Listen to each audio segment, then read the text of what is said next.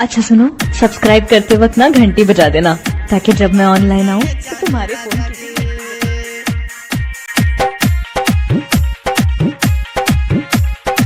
काटी संगे चांदी राजा जी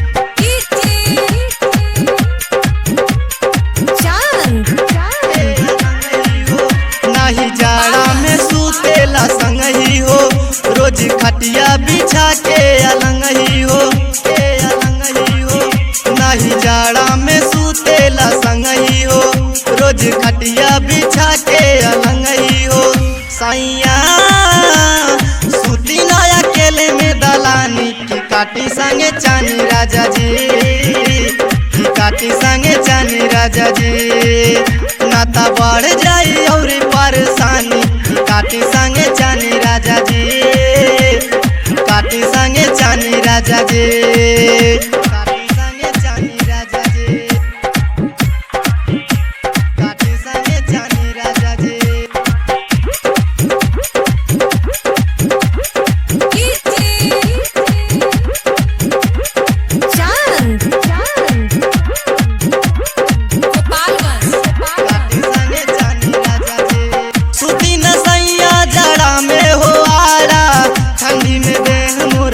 जाला काड़ा हो जाला काड़ा हो जाला काड़ा, सूती न सैया जड़ा में हो आड़ा, ठंडी में देह मोरा हो जाला काड़ा हो जाला काड़ा।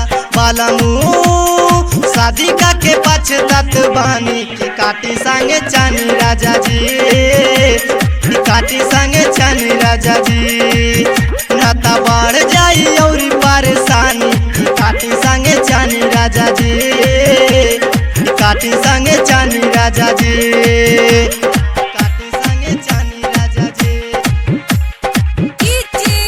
काटी संगे चानी राजा जी।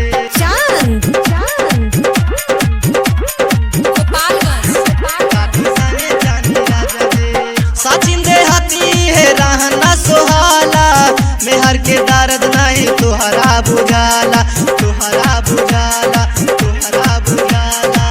सत्यम बाबू ये रहना सोहाला, मेहर के दर्द नहीं तुहरा बुझाला, तुहरा बुझाला।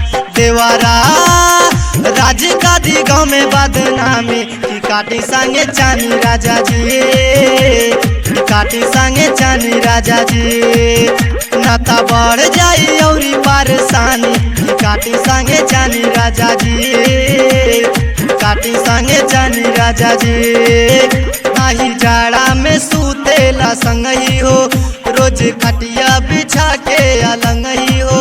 सैया सूती ना अकेले में दलानी की काटी संगे चानी राजा जी, की काटी संगे चानी राजा जी, नाता बढ़ जाई और परेशानी की काटी संगे चानी राजा जी, की काटी संगे चानी राजा जी।